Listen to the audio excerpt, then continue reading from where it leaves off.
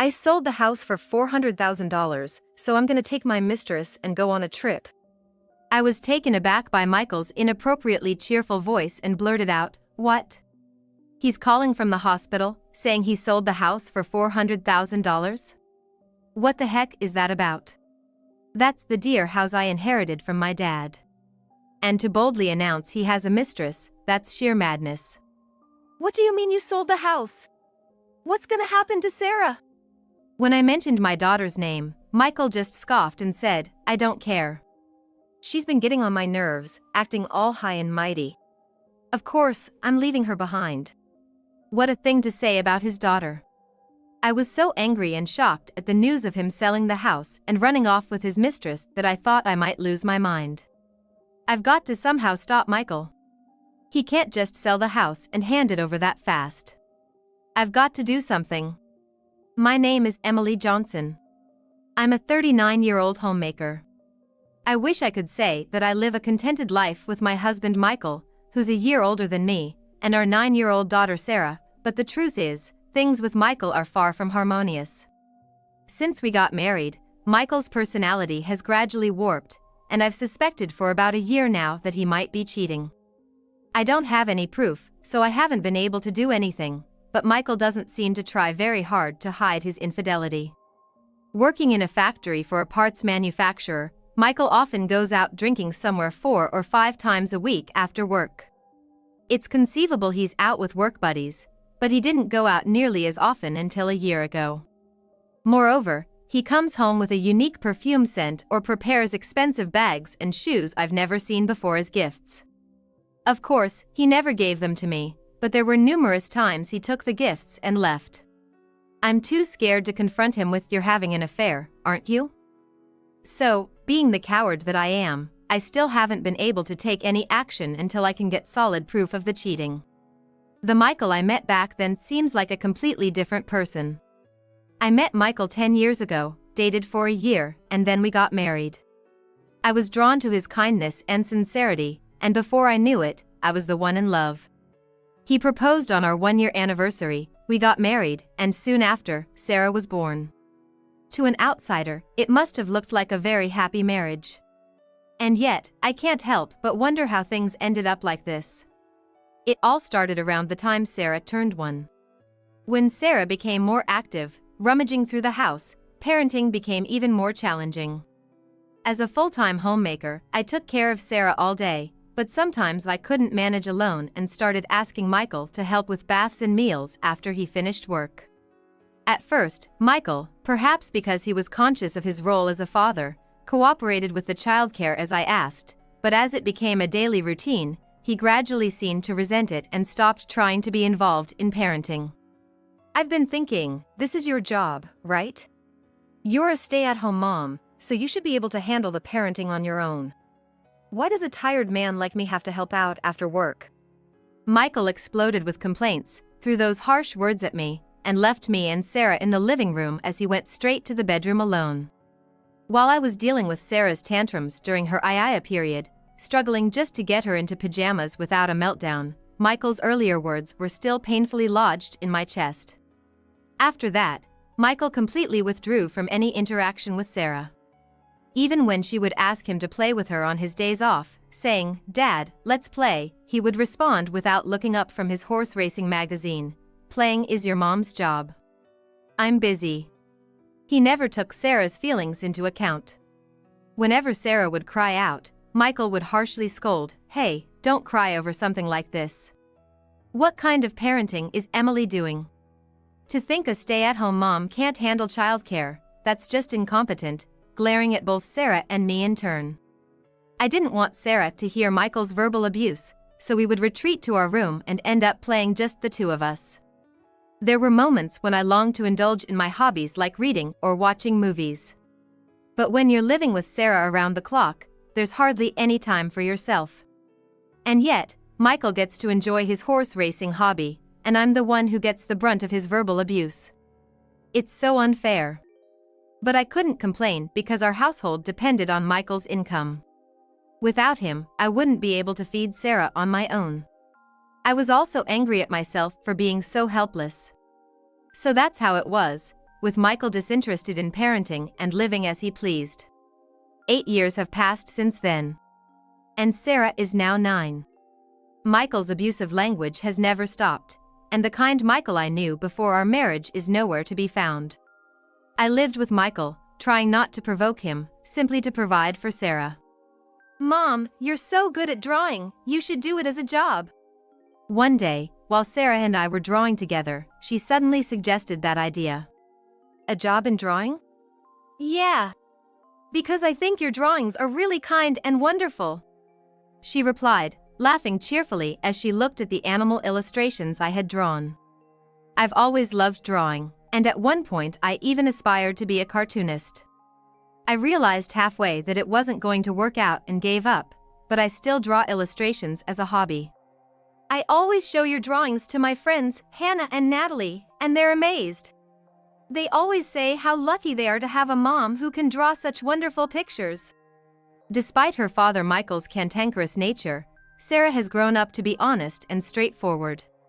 Her sunny disposition is the complete opposite of my more introverted personality. It seems like she has a lot of friends at school and is even a favorite of her teacher. When Sarah complimented my drawings, it filled me with such pride. Knowing that Sarah has been paying attention to me also gave me a boost of confidence. Thank you. That makes me happy, I said, and Sarah smiled like a blooming flower. As long as Sarah can smile, I feel like I can keep going with this life. That's what I quietly thought to myself. That night, as usual, Michael came home drunk, stumbling into the living room and collapsing as soon as he arrived. He was completely drunk. Michael's drinking has been getting out of hand lately, and it's becoming quite worrying. Sighing, I peeled the jacket off his slumped body and checked his pockets. Huh? What's this? From a pocket that usually only held keys, a piece of paper fell out, and I scrutinized it closely. It was clearly a receipt from a motel. This is definitely incriminating. I had only been suspecting infidelity in a vague sense until now, but here was the physical evidence. While trying to still the commotion in my heart, I quietly tucked the receipt away on a shelf. And then I began to ponder how to confront Michael. The next morning, still not fully sober, Michael left the house. After Sarah had gone to school, I busied myself with the usual household chores, but I couldn't get the receipt from yesterday out of my mind. I had had my suspicions about Michael's infidelity, and it was my choice not to confront him without evidence. But with concrete evidence now in hand, it's hard to just look the other way and keep up the facade of a masked couple. I wanted to get him to admit to his affair and apologize within a week, or even a few days. But how? As I was lost in thought, my smartphone started to vibrate. Who could it be at this hour? It was unusual to get a call during the daytime. Looking at the phone, it was an unfamiliar number. For some reason, a feeling of apprehension washed over me as I answered the phone. Hello, is this Mrs. Johnson, Michael's wife? Yes, I am. Who's calling, please? This is from General Hospital. Actually, it's about Michael. The call was from the largest hospital in the area. The hospital informed me that Michael had been rushed there by ambulance. He was undergoing surgery for a kidney disease, they explained. Furthermore, they informed me that his kidneys were likely to fail and that he would need a transplant. Overwhelmed by the sudden news, I was asked by the doctor, "Are you all right?" Yes, but a kidney transplant is possible, right? Yes, if we find a compatible donor quickly, we can perform the transplant. Oh.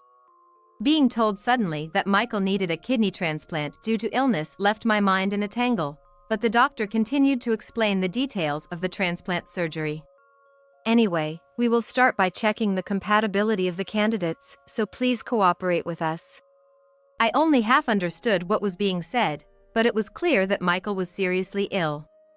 As much as he had mocked me or been unfaithful, I didn't wish for him to lose his life.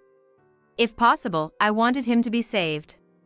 That night, I spent the whole time thinking about Michael's transplant surgery. Weeks passed, and we found out the results of the potential kidney transplant candidates within the family. Astonishingly, I turned out to be the best match. Michael's parents were alive but in poor health, and thus not suitable for the surgery. Since Michael was an only child, and I was the healthiest and had the same blood type, it turned out that I was the most suitable donor. If asked whether I had any hesitations, it would be a lie to say I didn't. However, nothing could replace the value of Michael's life. With that in mind, I decided to go through with being the donor for Michael's kidney transplant.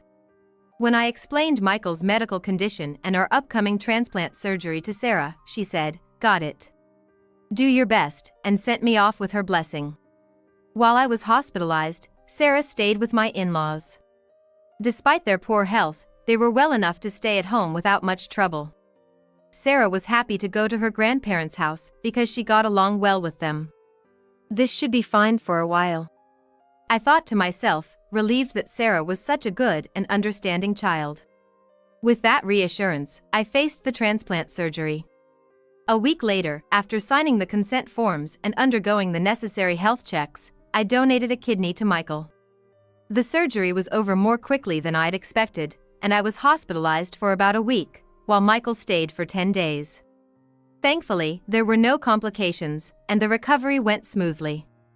Then, the day before I was due to be discharged, I got another call on my phone. When I answered the phone, wondering who it could be this time, a familiar voice said, "It's me," and I felt a shiver run down my spine. The caller was none other than Michael. Thinking I might be thanked for becoming a donor, I asked the following question. "It's been a while. How are you feeling after the surgery?" I fully expected him to say something like, "I'm feeling better thanks to you, Emily. Thank you." However, the words that came from the other end of the phone were completely unexpected. "It's about our house," Michael said, pausing for a breath. I was taken aback by the sudden shift to talking about the house. "I sold the house for $400,000, so I'm gonna take my mistress and go on a trip."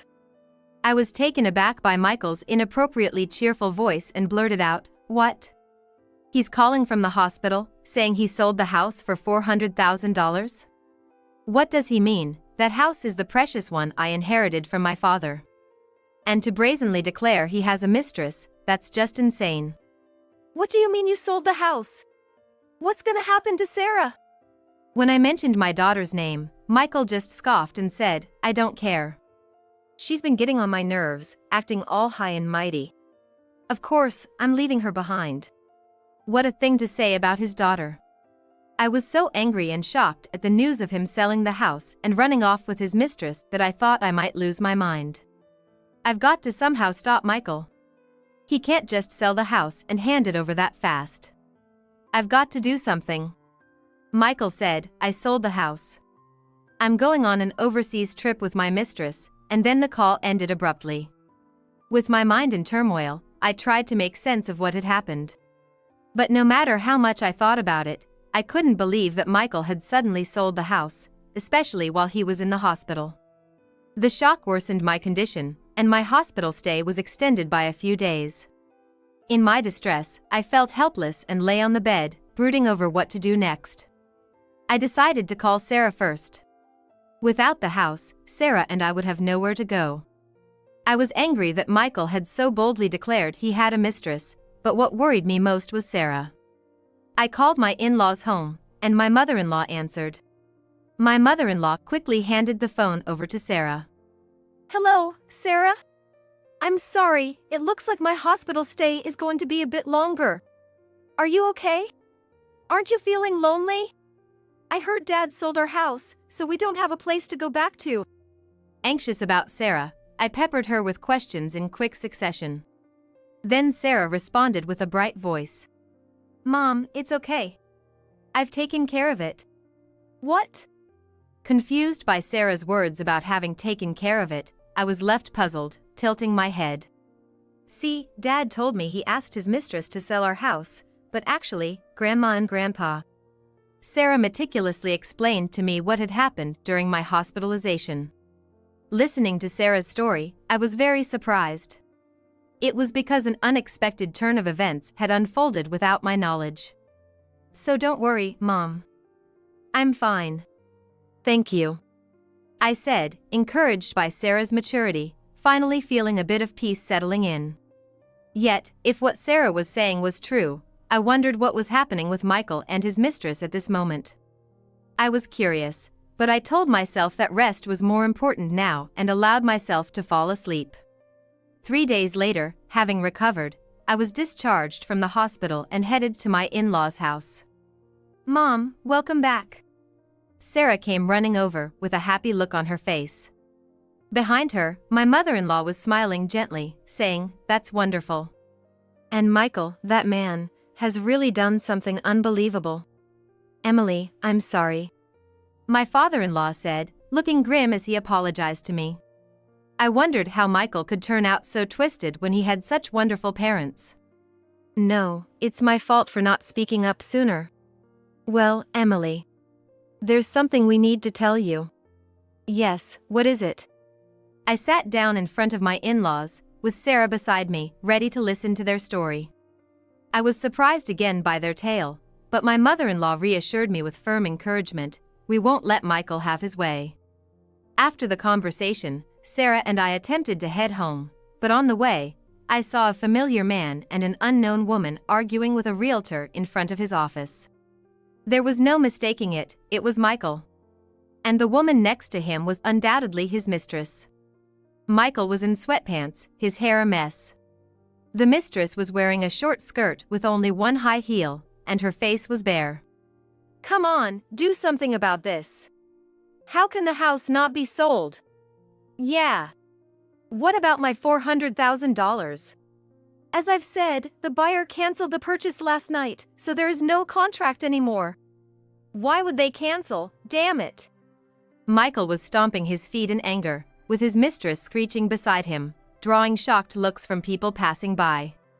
Sarah and I were also surprised, but realizing this was about us, we approached them. "What are you doing here?"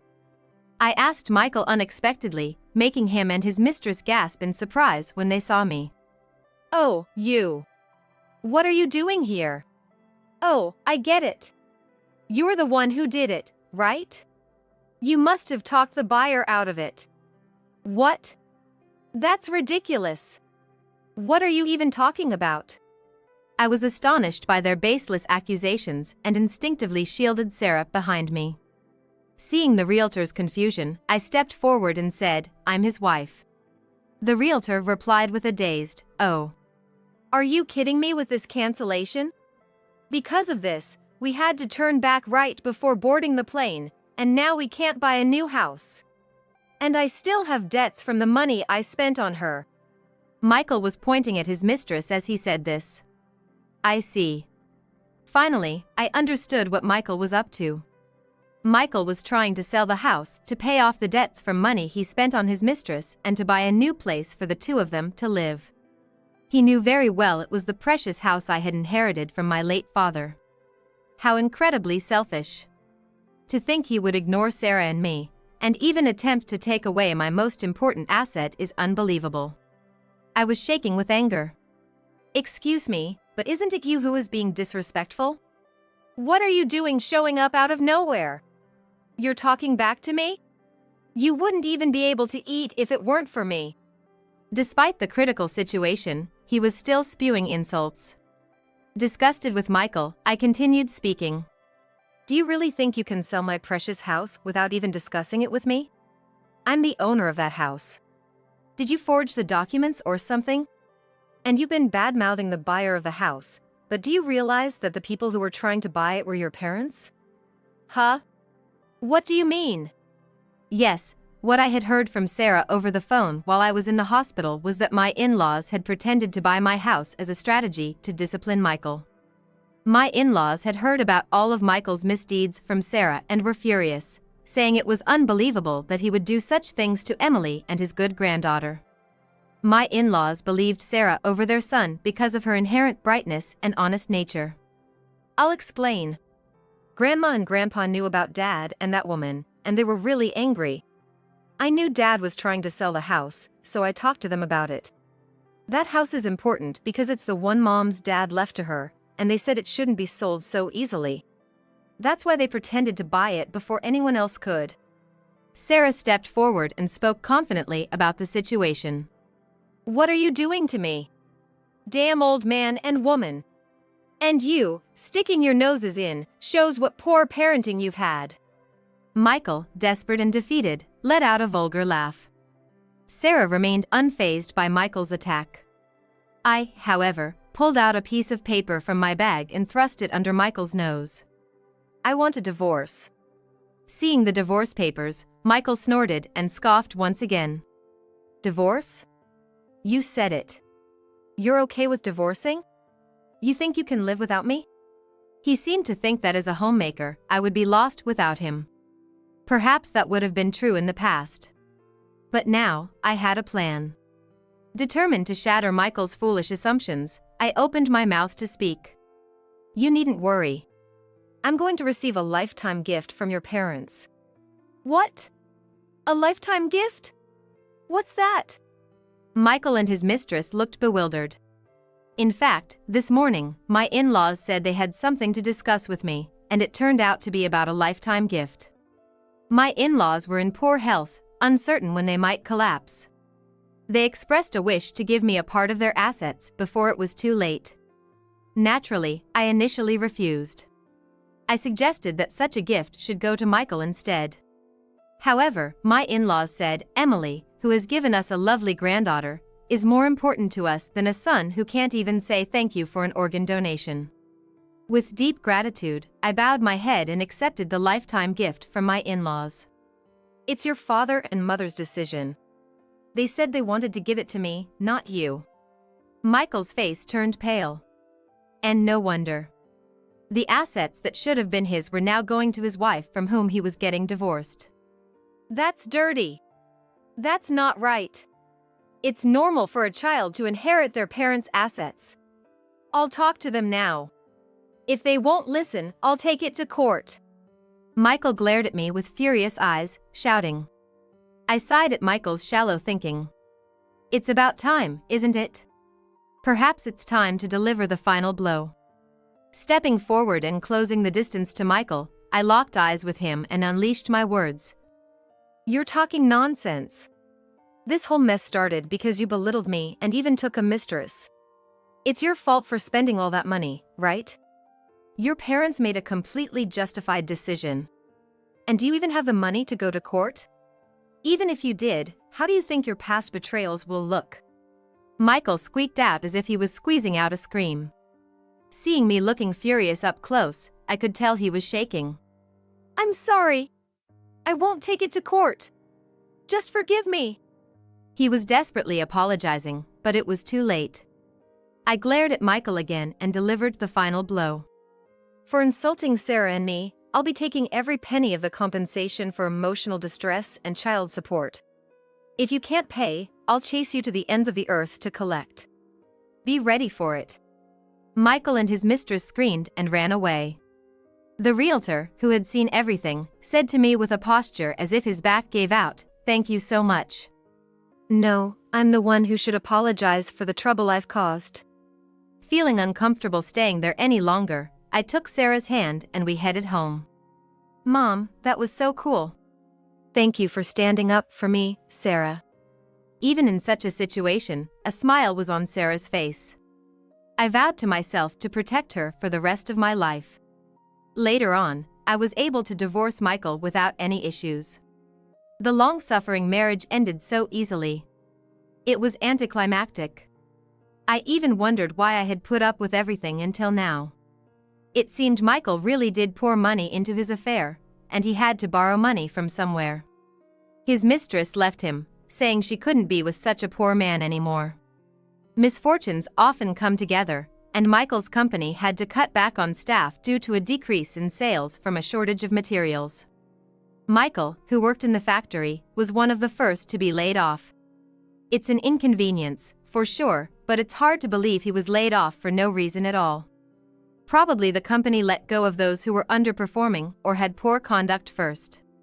Given how Michael used to strut around at home, it's likely he had the same attitude at work towards his subordinates.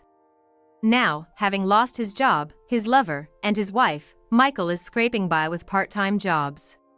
Lacking the energy to look for a new full-time job, he's settling into the routine of working and resting whenever he likes, which must surely feel bleak. But there's no room for sympathy. I did what I could for Michael, even donating a part of my kidney to him. Despite that, he made a mockery of me, so it seems like karma has caught up with him. He should just focus on working hard to pay off his debts. As for me, I started doing illustration work, living off the assets I inherited from my in-laws for a while. It was Sarah's compliment about my drawing skills that started it all. Orders are still few, but my clients say my work is meticulous and skillful. I plan to increase my clientele and work hard to raise Sarah properly. You collapsed? Like I care. Answer me immediately when I call you, you waste of space. My husband yelled at me without a hint of worry as I was being urgently transported to the hospital with our child in a dangerous state in my womb. Here we're starving, waiting for your awful dinner, and you're comfortably napping in the hospital. That's enough. I'm going to eat out with my parents, you make your own way home. I could feel my husband's fury through the phone, accusing me as if I had done something terribly wrong, making me shrink back in fear, thinking only of the child in my womb that I must protect. I tried to speak, but a sound from the phone stopped me from continuing. I am a housewife, currently pregnant. Previously, I worked as a cosmetics salesperson. I loved my job and took pride in it. I had many loyal customers who specifically asked for me, and I made decent sales, often being recognized within the company. The certificates and mementos I received are still carefully stored in my room, and I look back at them occasionally for a boost of morale. I met my husband at a mixer organized by a colleague, and we dated before getting married. Right after we married, I found out I was pregnant, and I wanted to use the maternity leave system to keep working. However, because there was a risk of miscarriage if I continued working, I had no choice but to quit. I honestly had reservations about leaving my job. But I resolved to do my best to support our family from now on. While I rejoice at our baby's growth with each hospital checkup, there are many days when my body doesn't move as I want it to due to the pregnancy, which frustrates me. It can't be helped, that's how pregnancy is. Don't rush, say friends who have been through childbirth, trying to encourage me. But my husband doesn't seem to think so. I must appear to him like a lazy, useless wife. Hey, where's my lunch? Just sandwiches? I'm sorry, I couldn't stand the smell of side dishes. I could only manage to make sandwiches. If it's not enough, could you please buy some side dishes at the grocery store? What's the point of being a stay-at-home wife? Yeah. I'm just not feeling well. Sorry. You know. You always use your pregnancy as an excuse, but being pregnant isn't a sickness, so stop making excuses. Fine. I'll eat lunch out. You deal with the sandwiches. At first, my husband was happy that we were having a child, but gradually his attitude towards me has gotten worse. He no longer comes with me to the hospital, blames me for not keeping up with the housework, and does nothing but berate me every day. He wasn't like this oppressive person when we met. But maybe he's tired, too. He's become a mentor to a new employee at work, apparently. He's been so busy, so probably, his lack of patience has made him rough towards me. By the time this child is born, hopefully, his busy period will have settled down, and we can live happily as a family. It's going to be okay, it's going to be okay. I rub my slowly growing belly and reassure myself. Struggling with a body and a life that won't cooperate. I encourage myself and do the best I can, but my relationship with my husband doesn't improve. On top of that, my parents-in-law have started dropping by unannounced lately, and it's become a real source of stress. How can our son live in such a dirty place? What will you do when the baby arrives? How are you going to manage the hygiene? Right, honey? Yes, it is worrisome indeed. I'm sorry. After all the trouble we went to come here because we're worried, don't you have any hospitality? Alcohol. And prepare some carpaccios or something nice to eat. Come on, hurry up. I haven't prepared anything at home. If you had called, I would have prepared something. Enough with the excuses. Just go buy something and get it ready. Hey, why did you marry such a girl? I really wonder why I messed up choosing a wife. Hurry up and go. And with that, I felt the chilly air around me as I left for the store, heavily pregnant. This wasn't the first or second time. Every time the parents-in-law come, they criticize everything from cleaning to cooking, and my husband joins in. Even when I do everything I can, he never defends me, just adds more criticism. As I was struggling with my physical discomfort, I managed to pick up the items requested by the parents-in-law at the grocery store, and just as I tried to lift the bags, my vision went white and I lost consciousness. When I woke up, I was met with a stark white ceiling. There was an 4 needle in my arm. As my consciousness slowly cleared, a nurse noticed and called a doctor, who explained I had collapsed from overwork and had been brought to the hospital by ambulance. I was relieved to hear the baby was safe. However, I was strongly advised to stay in the hospital for a few days to rest. They said to contact my family later, and when I checked my phone, there were several missed calls from my husband. He must have been worried about me not returning from the store. After the 4 was finished, I moved to a space where I could make phone calls and dialed my husband. But the voice that answered after a few rings was full of anger. Who do you think you are, ignoring my calls, you good for nothing? I flinched at those words. I'm sorry, I collapsed at the grocery store and was brought to the hospital by ambulance. They put me on an 4 and said I should be observed for a few days. You collapsed? Like I care. Answer me immediately when I call you, you slowpoke. Stop it with the harsh words. It's bad for the baby's prenatal education. I was met with my husband's verbal abuse over the phone. He seemed quite upset that I hadn't answered despite his multiple calls. Not wanting our baby to hear such awful words, I instinctively cut him off. Here we're starving, waiting for your awful dinner, and you're comfortably napping in the hospital. That's enough. I'm going to eat out with my parents, you make your own way home. Even knowing I had been taken to the hospital, my husband yelled at me without any concern or care. I could feel my husband's fury through the phone.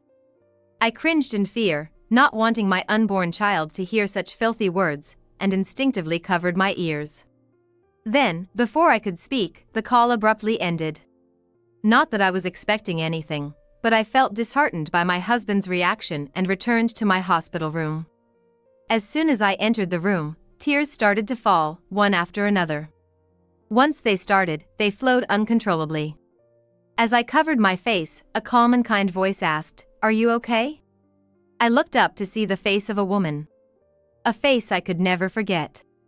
The woman offering me a towel was a customer I had become close to when I worked as a salesperson. Claire. Yes, it's me, Chloe. I'm so happy you remember me. To meet again like this, it must be fate. I could never forget you, Claire. The woman, lively and laughing, was unmistakably the Claire I knew. Back then, Claire was a woman who had just gone through a divorce, with a child, lost confidence in herself, and hadn't worn makeup in years. I approached her as she aimlessly looked around the cosmetics counter and asked, "Would you like to try some makeup?" And then I applied makeup for her. Seeing her face beautifully made up for the first time in a long while, Claire seemed to relax and even shed a tear. I remember feeling a tightness in my chest as well.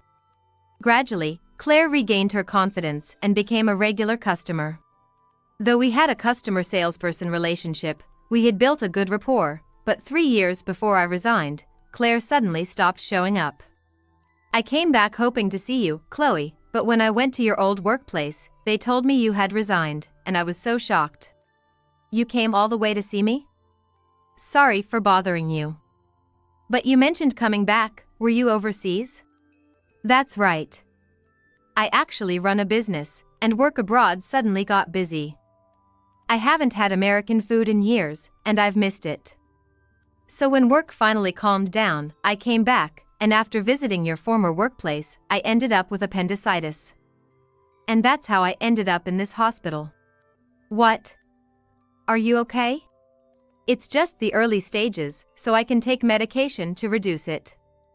Plus, if I were abroad, the treatment would cost many times more, so I'm glad it happened after I came back. Claire said with a laugh, her face as radiant with that familiar dazzling smile. I couldn't help but smile back as if taken back to those years ago. My spirits, which had been quite low, were now lifted, and we found ourselves happily reminiscing about the old times. So, Chloe.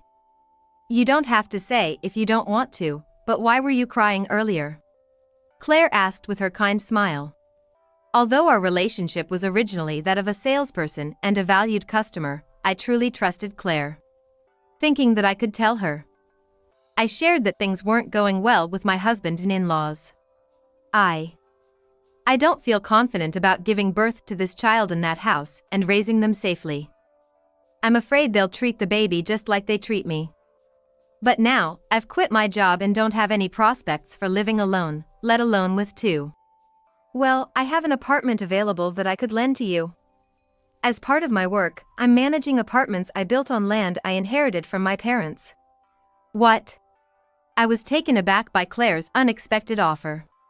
It's in one bedroom with a separate bathroom and toilet, soundproof walls, and it's comfortable. Plus, it's close to supermarkets, grocery stores, and a police station, so it's safe and secure. Right now, there's no deposit required for rent. You can pay the rent later on as you settle in. It's an incredibly great deal. So, what do you think? Claire rattled on with such fervor that I couldn't help but let out a chuckle. Are you sure you can offer it at such a bargain? Of course. I know you, Chloe, you have a great character, and I know you'll keep the place clean, so you're more than welcome. I want to help my favorite Chloe. I'll take you up on that offer, thank you. A few days later. After getting the all clear from the doctor, I was discharged from the hospital without any problems. Claire, who had arranged the apartment over a single phone call while I was hospitalized, had made it ready for me to move in right away, and I decided to shamelessly take full advantage of her generosity. After being discharged, I didn't return home but moved straight into the apartment. Claire's apartment was a beautiful and comfortable place. I felt so grateful and kept wondering if someone like me really should be renting it and if it was okay to pay the rent later, but Claire just laughed it off, saying, "It's totally fine." I would sneak back to my former house during my husband's work hours to take out what I needed. There was hardly anything in the house that was mine after we got married, it felt empty. Claire even went as far as introducing me to a lawyer she had received help from. I was thankful for everything. My mind was completely made up about the divorce. When I told the lawyer, he strongly said, "Let's work hard on this," and it was reassuring. And the baby in my womb was growing healthily without any problems. Today's checkup was also problem-free, and I settled my hospital bill with a sense of relief and stepped outside. Then, "I've found you." My husband was lying in wait in front of the hospital. In a panic, I tried to flee, but with my pregnant body, there was no way I could run. "Stop it." My husband grabbed my arm firmly. "I finally found you. What's this about hiring a lawyer? Where are you living right now?" "Nowhere specific, just a safe place." As the lawyer said, I want all further interactions to be through them, not directly.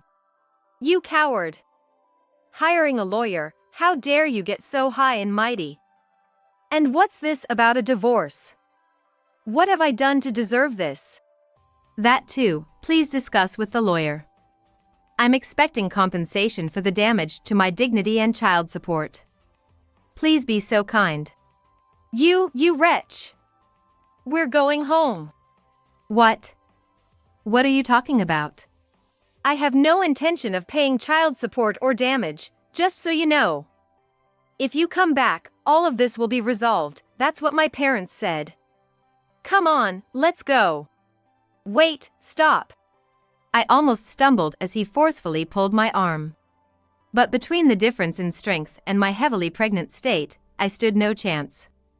I was helplessly dragged by my husband towards the car. However, at that moment, a young woman intervened, saying, "What are you doing?" She stood protectively in front of me. And as my husband's grip loosened, I took the chance to pull my arm away.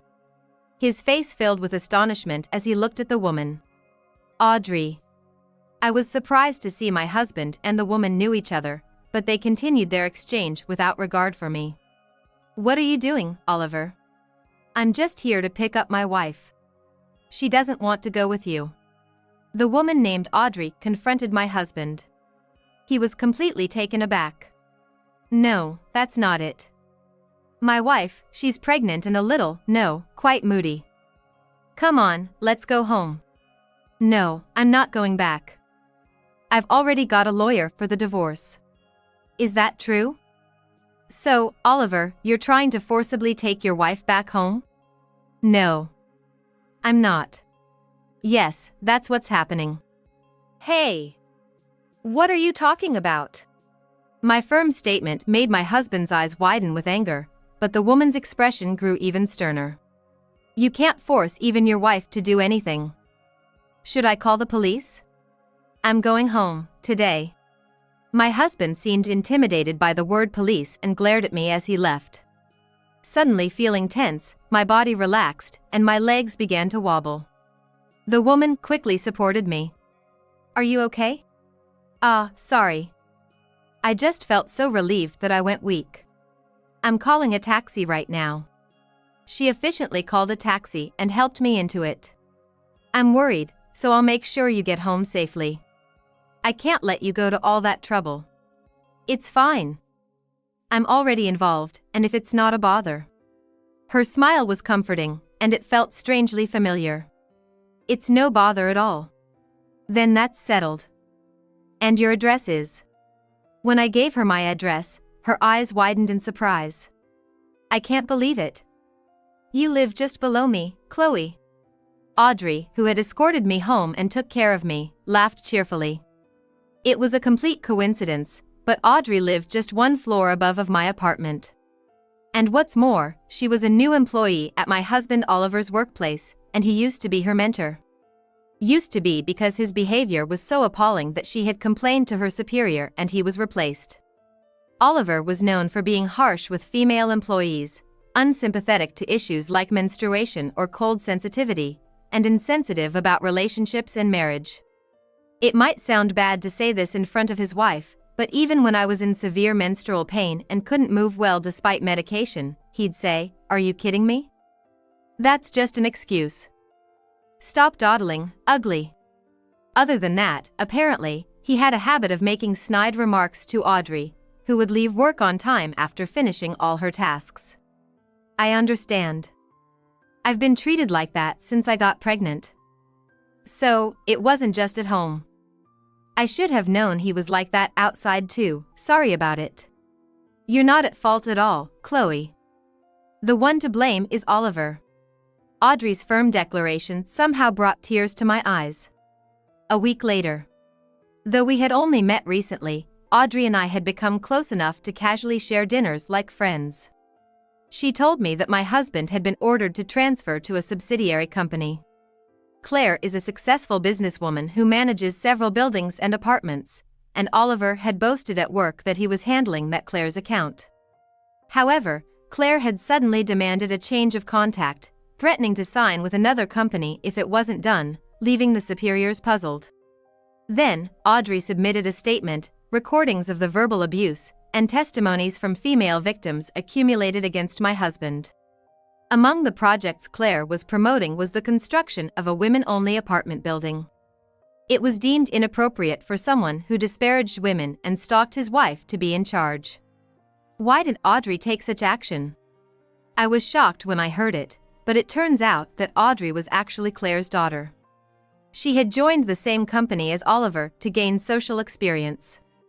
Indeed, Audrey was so capable that she easily acquired a more advanced qualification than my husband had. Despite his teasing every time she left on time, asking, "Got a date?" she was diligently studying in any spare time she had. Audrey was determined to solve the workplace issues on her own without relying on her mother's help, but once she found out I was her mother's savior, she couldn't stand by and do nothing. When Claire found out that the problematic supervisor at Audrey's workplace was my husband, she said, "Don't hold back, lay out all the evidence." As a result, the choice between a husband with an abnormal amount of complaints from female employees and who lost a major client and a capable new employee who is also the daughter of a client and has advanced qualifications was clear, and the company readily transferred my husband.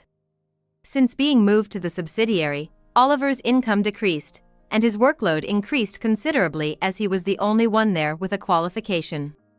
Chloe, no matter how much Oliver tries to appeal to your sympathy, don't falter in your stance on the divorce. The words of a seasoned businesswoman and divorcee carried a different weight. I nodded firmly in agreement. After that, indeed, Oliver sent emails and messages through the lawyer, crying about how hard work was, how much he missed me, and begging me to come back because he admitted he was at fault. But I didn't waver in my decision to divorce, and with the strong backing of Claire, Oliver reluctantly agreed to the divorce. The damage and child support were to be paid in installments. I had dealt with my husband's issue, but another trouble was my parents-in-law. Especially my father-in-law, who was thrilled about the baby being a boy. I knew something was bound to happen. The tension-filled life continued. And then, my parents-in-law finally made their move. One day, as I was leaving the apartment to go shopping, the one who grabbed my arm was my father-in-law. How did you find me here? Please, let go. I followed that complaint woman thinking to get back at her, and then saw you coming out of the same apartment. Complaint woman must be referring to Audrey. Which was an awful way to refer to her because of some misunderstanding. If you hadn't started with this divorce nonsense. Damn it. For now, just hand over the grandson once he's born.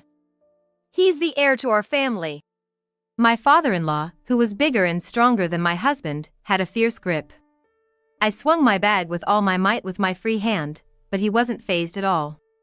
As I panicked about what to do, a sharp voice called out, "Let go of Chloe."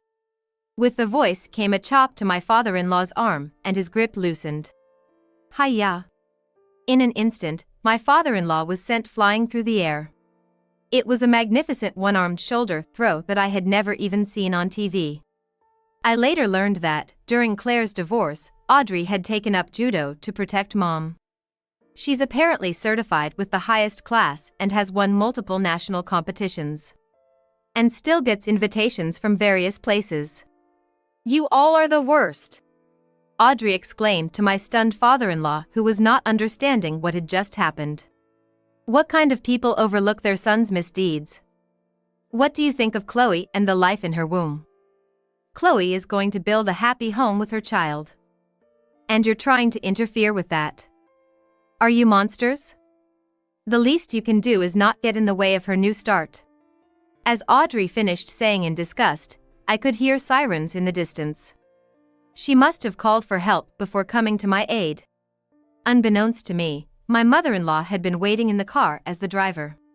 Both parents-in-law were taken away by the police. My mother-in-law, perhaps contemplating her actions, kept her face down the entire time.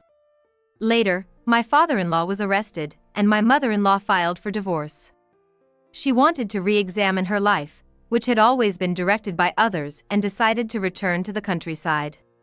Oliver pleaded with his mother, saying he wanted to go with her and that he didn't want to work overtime anymore, but she resolutely shook off his hand. My mother-in-law asked the lawyer to tell me she was sorry and left an envelope with some money before leaving. That's what Claire told me. People sometimes don't know what to do after they divorce their husband. Is that how it is?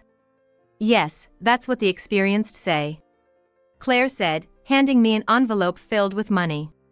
I wonder why she entrusted the lawyer with this money. It must be an apology for what has happened so far, Chloe, and to help with your son's future. Don't hesitate to take it and use it. I had never expected support from my mother-in-law, who had been complicit in many ways. I can't forgive everything that happened, but I hope she takes her time to regain her own life. After the divorce was finalized, I safely gave birth to a boy. And then, my mother-in-law seems to be living in the countryside. I don't know the details because she's on her own, but she probably refused to live with Oliver. After my father-in-law was released, he found the house in his wife's name had been demolished and he frantically moved in with Oliver. There was a fierce argument about supporting and not supporting, which led to the police being called. As a result, Oliver's reputation at his company worsened, and he resigned voluntarily. Where he went after that is unknown, but child support is still paid without fail. Probably Claire and the lawyer know of Oliver's whereabouts. As for Audrey, her hard work was recognized, and she seems to have become a project leader at work. She's especially admired by her young colleagues and enjoys her work. Claire's projects, women-only properties and properties for foreigners wanting to settle in the US, are progressing well. As for me, once my son is old enough to be left with someone else, I plan to return to work. A high-end cosmetics store is set to open in one of the buildings Claire manages, and I've been invited to be part of the opening staff. Claire, I don't know how to return this favor, thank you for everything. Even after all problems were resolved, Claire continued to take care of me and doted on my son as if he were her own grandchild. Audrey also visits often when she has the time. Compared to the favor you did for me, Chloe, I haven't done anything significant. Thanks to you doing my makeup, I gained confidence in myself. I'm just repaying a favor to my benefactor. I still owe you more than enough. Oh, I can't wait for Chloe to return to work. Your magic touch makes everyone happy. Do my makeup again, okay? Of course, I will. I nodded, my eyes brimming with tears, as Claire laughed brightly. For my son and all my benefactors, I resolved to become as strong as them and protect my son. I never thought of you as my mother. You just wanted to hog all of Dad's inheritance for yourself. In the midst of her wedding reception, my daughter suddenly shouted this at me. The room buzzed with whispers, and all eyes turned to me in an instant. Everyone looked confused about what was happening, but I was the most bewildered of all. Here I was at my beloved daughter's wedding, determined to proudly witness her special day for both myself and her late father. Then suddenly, this outburst. What does she mean by me hogging the inheritance? And why bring this up now, on your once-in-a-lifetime big day? My mind was filled with questions. But my daughter, now completely overcome with anger, continued to hurl insults and accusations at me, eventually kicking me out of the venue. As I left, I offered her one last piece of advice as a parent. Whatever happens, live strong. She'll understand the meaning of those words someday. I'm Karen. I'm a stay-at-home mom, living with my husband, his daughter from a previous marriage, and our son. I met my husband over 20 years ago. At work, where we fell in love. Karen, that presentation was amazing. Thank you. I wasn't very confident, but it's nice to hear you say that. We encouraged and supported each other as colleagues, and our relationship blossomed into romance. My husband, recently divorced, was raising his baby daughter on his own. Looking back, it must have been a tough time for him, both physically and emotionally, but he never showed it. He was always smiling, kind, and a great support as a coworker. About a year after we started working together, he said to me over dinner at a restaurant, "You know, I'm actually thinking of starting my own business. There are a few companies that have expressed interest in working with me." Wow, that's incredible. You're so talented. I'm totally behind you. Thanks. So, this might be a bit much to ask, but if it's possible. What's up? I'm gonna make this company a success, I promise you. I won't let us go through any unnecessary hardship. But, I need a little support.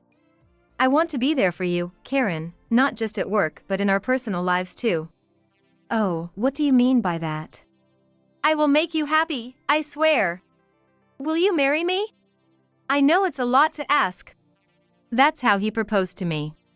I was surprised. But I didn't hesitate. I'd be honored. Without any doubt, that's how I responded. And so, we got married. Our wedding was small, but we enjoyed it with our family and friends. Everyone congratulated us with smiles, and it's a day I remember like it was yesterday. It was a truly beautiful ceremony that I'll always cherish. That's how our married life started. It was more challenging than I had braced myself for.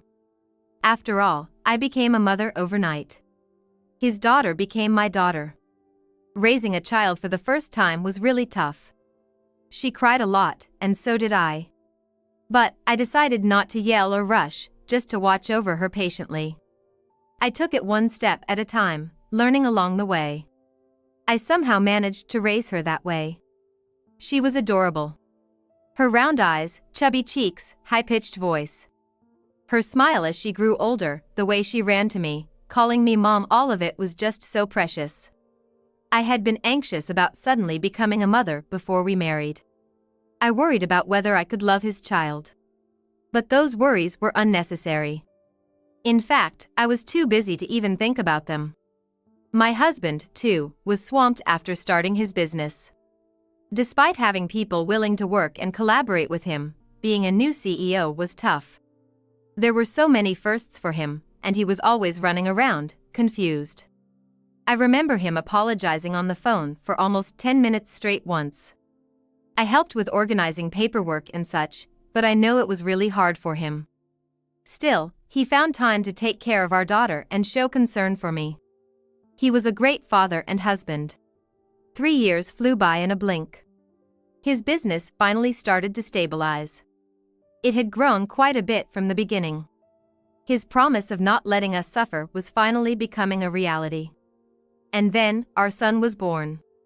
He was a younger brother to our daughter. Even after he was born, I tried my best to treat both my daughter and son equally. Blood didn't matter. They were both my precious children. My daughter doted on her younger brother. She played with him and was a great big sister. He was really attached to her. Watching them together was heartwarming. Like any family, we had our small troubles. But I think we managed to live quite peacefully and happily. Time passed quickly, and before I knew it, my daughter was 26 and my son was 22. Then, suddenly, something terrible happened. I was relaxing at home one day when I got a phone call. Hello? Oh, what? It was unbelievable news. I didn't want to believe it, but my husband had collapsed at work. He was rushed to the hospital, but despite the doctor's best efforts, he didn't make it.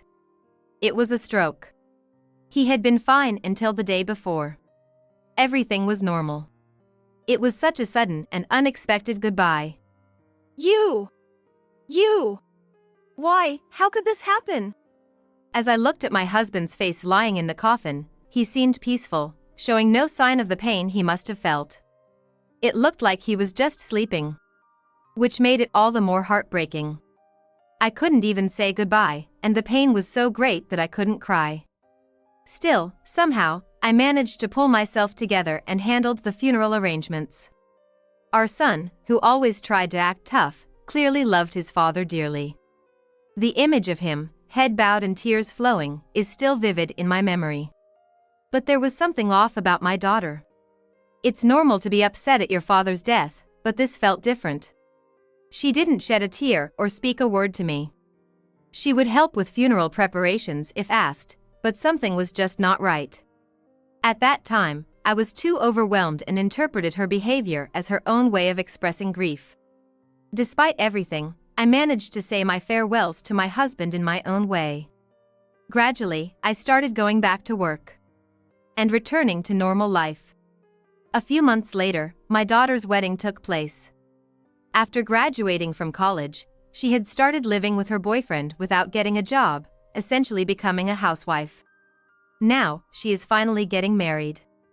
The wedding, planned before my husband passed away, was something he had looked forward to, especially walking down the aisle with our daughter. My husband was determined to watch our daughter's wedding without shedding a tear. He was really psyched up about it.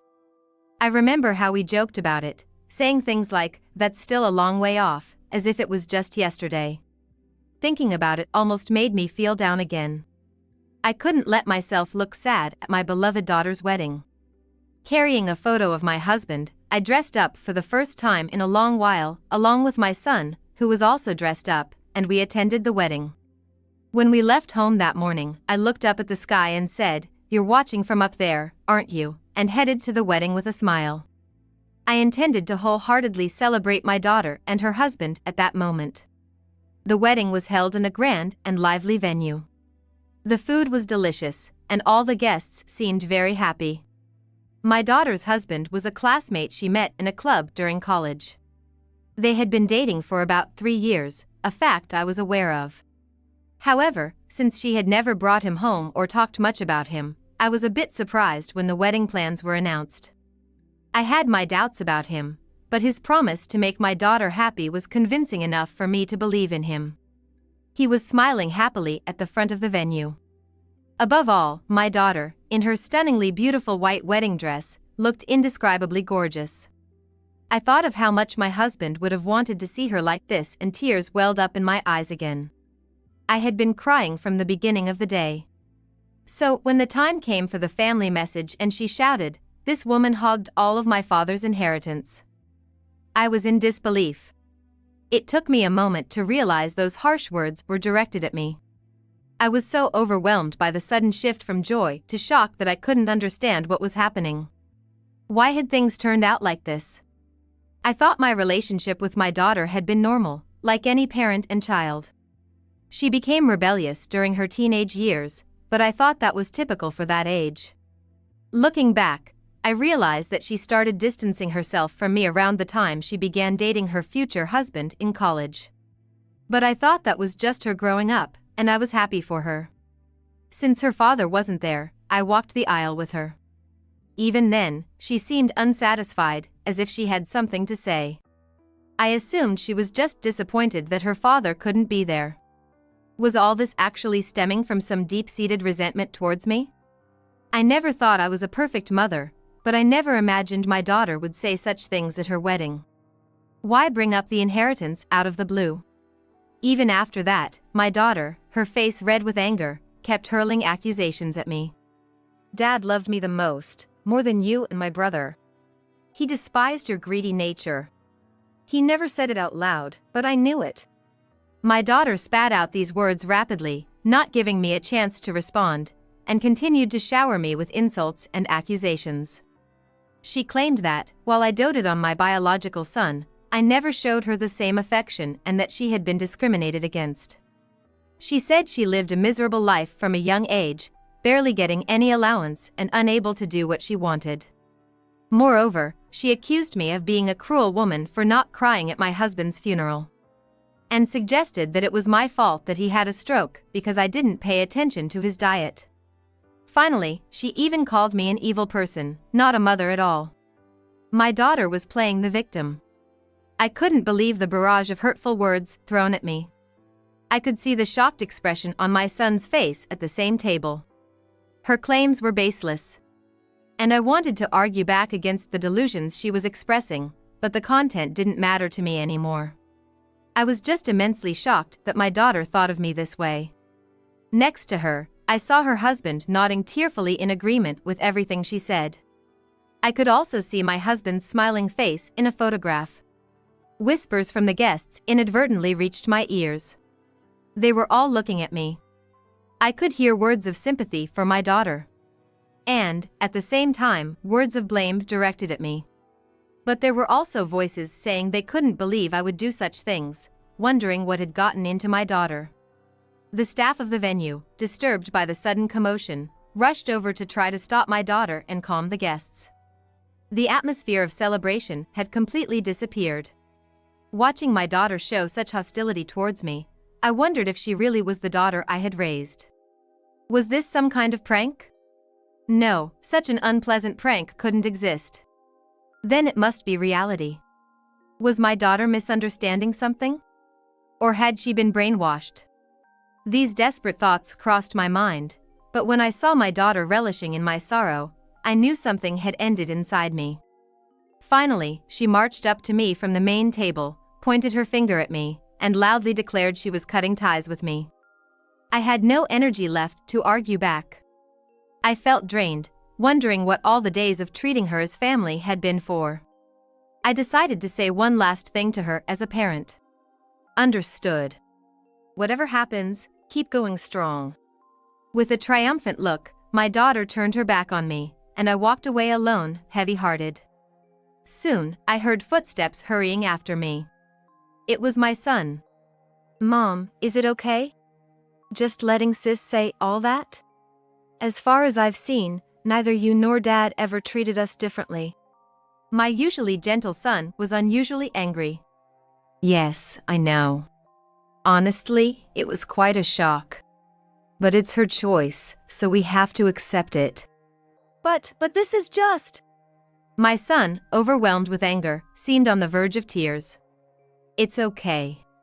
We should respect her wishes. She has her life, and we have ours. Comforting my son, we headed home together. Today's events were a hard pill to swallow, but I had things I needed to do, given the situation. I had to let my daughter know the reality of things. Just a few days after the declaration of disownment. It happened early one morning.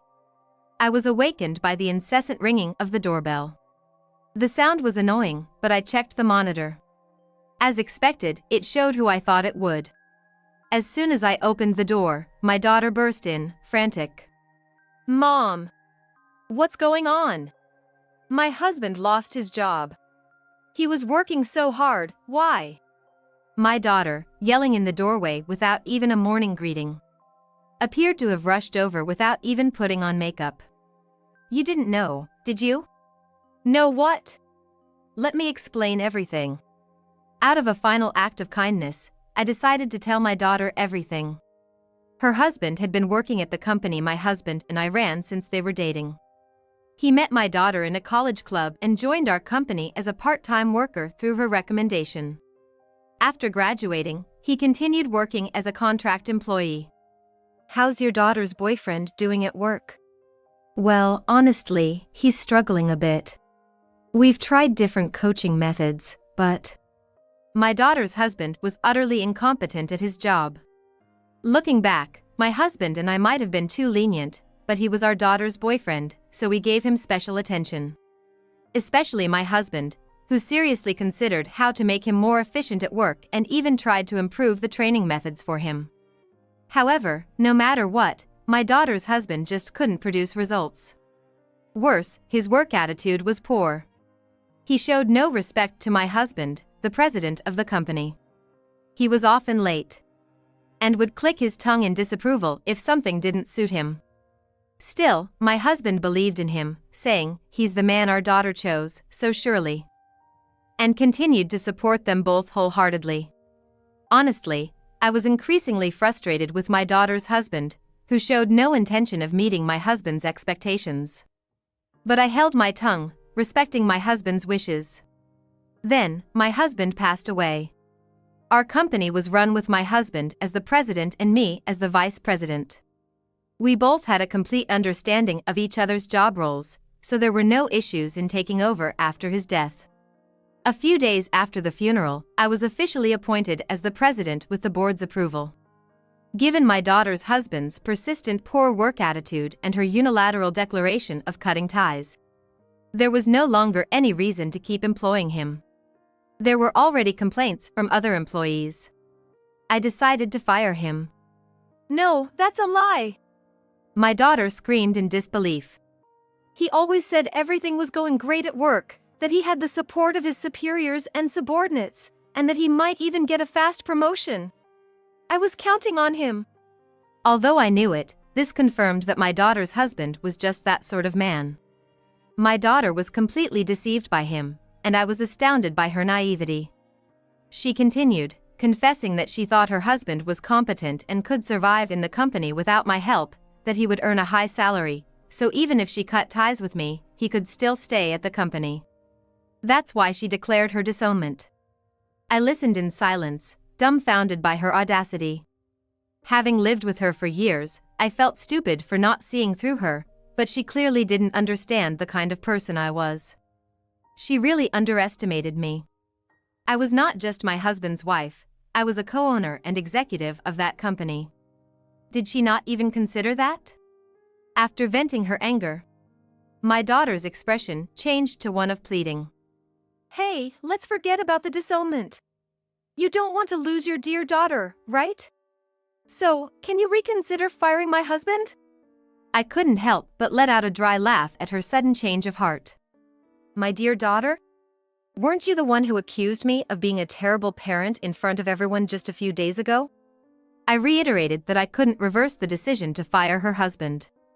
His position had already been filled by someone else, as my son, who was about to graduate from a top university, had insisted on joining our company even after turning down offers from major corporations. Mom, I want to support you. I'll work hard, please let me join, he had said. So, I decided to fill the vacant position with him. At this, my daughter accused me again, claiming I favored my real child over her and that I didn't love her. I calmly replied, "This isn't about favoritism, it's about business. Between someone who showed enthusiasm to work here despite other offers and someone who never utilized the chances given, the choice is clear for a business owner." Just then, my son walked in, yawning, having heard the commotion. Hey, you're on my side, right? Help me convince Mom to take back the decision about my husband's job. My daughter desperately pleaded with her brother. But his reaction was not what she expected. "Who are you? You're no longer a child of this family, right? A stranger like you should leave, this is trespassing." Upon recognizing my daughter, my son's expression changed instantly. The sleepiness in his eyes vanished, replaced by a cold stare directed at her. "What, after all, I played with you when we were kids, didn't I?" she said. "That's all in the past, isn't it?" "What are you doing now?" he retorted. My daughter seemed stunned for a moment, perhaps expecting her brother to take her side. However, as we remained silent, she eventually realized this was no longer her place. With a resigned look, she trudged out of the house. "Are you okay with this?" "She's disowned me, but she's still your sister," I asked him. When I asked him that, my son replied clearly. "What are you talking about? She's not my sister." "I don't want a family who treats you like a convenient tool," he replied firmly. I felt a bit relieved to hear my son speak so clearly. Later, he inquired about what happened to my daughter and her husband. He thought I might be worried about her and asked around. According to what he heard, my daughter's husband initially approached her because her parents were company executives. Marrying her meant having a father-in-law as the company president. Even if he was incompetent or had a bad attitude, he believed a certain status and salary would be guaranteed, and he might even become the president himself someday. Such naivety. In a corporate structure, such nepotism doesn't work. But that's what he believed. When he suddenly got fired, it led to a huge fight with my daughter. "It's all your fault for disowning your mother that I got fired." "What? It's your fault for being brainless. You're just a leech living off your parents. What did you say?" They engaged in a nasty blame game. Eventually, my daughter's husband decided she was of no use to him, declaring he never loved her, and left a signed divorce paper before disappearing. My daughter, perhaps still holding on to hope, searched for him extensively but hasn't found him yet. Whether they could reconcile even if they did meet is doubtful. Apparently, there were sightings of my daughter's husband in a busy area in front of a train station in another state. He was seen trying to pick up a woman carrying a designer bag and failing miserably. He was wearing ragged clothes and didn't look like he was living an easy life. The commotion at the wedding, whether true or not, seemed to be enough to alienate her friends, leaving her with no one to rely on after being abandoned by her husband. Now completely alone, she had to continue her daily life. Finding herself at a dead end, she had to take on her very first part-time job. It was the same kind of supermarket job she had once looked down upon as menial. However, having never worked before, she was naive about the ways of the world. She struggled, bullied by the senior staff for her lack of skills and poor work ethic. Her life wasn't easy, and she couldn't even enjoy her beloved fashion anymore. While complaining about everything, she was being toughened up by the harsh realities of society. As I told her at the wedding, I hope she continues to strive, no matter what. She's still young and has the potential to change her life with her own efforts. As for me, after my husband's passing, I reorganized some parts of our business and started a new venture. Something my husband had always wanted to do. I hope to eventually pass this business on to my son, who's still a new employee. Not showing him any favoritism, he's working as hard as any other staff member. I'm committed to growing the company my husband and I started. As a way of making up for not being able to build a good relationship with my daughter. My name's Emily, a regular 26-year-old office worker. I'm average in looks, intelligence, and personality, with maybe a bit of a strong will if anything. That's how I introduced myself as the group date began. It was organized by some women from the department next to mine, with guys from a slightly larger company than ours. It was supposed to be 4-on-4, but I was invited to even out the numbers when someone dropped out. I'm not stunningly beautiful, but not ugly enough to kill the mood either. Just good enough at reading the room for a group date. I'm single right now and didn't really expect to find someone special here. The venue was a casual Italian restaurant, so I joined with my appetite as the priority. As soon as the date started, it was clear that the other 3 women were targeting 2 guys who were tall and somewhat resembled Korean pop stars. The other 2 men were a plain-looking guy with glasses and a big, muscular guy. The muscular man sitting in front of me introduced himself as Ryan. I could tell from his well-developed pectorals and biceps, even under his shirt and his thick beard. He was totally my type. You see? I've always liked strong, muscular men, not the slender, handsome types. Like rugby players, for example. Perfect. He doesn't have to ride on a white horse. In fact, I'd prefer a man who could carry the horse himself. That's also why I'm often invited to these dates. My tastes rarely overlap with the other women. Wow, impressive muscles. Do you play any sports? I started the conversation. I used to play rugby in college. Now, it's mostly just gym workouts. Bingo. I thought to myself. Ryan, like me, joined the date focusing more on food. He didn't actively engage in conversation with the women and just enjoyed the delicious food. I admired the way he ate. You're Emily, right? Do you play any sports? Ryan joined in the conversation.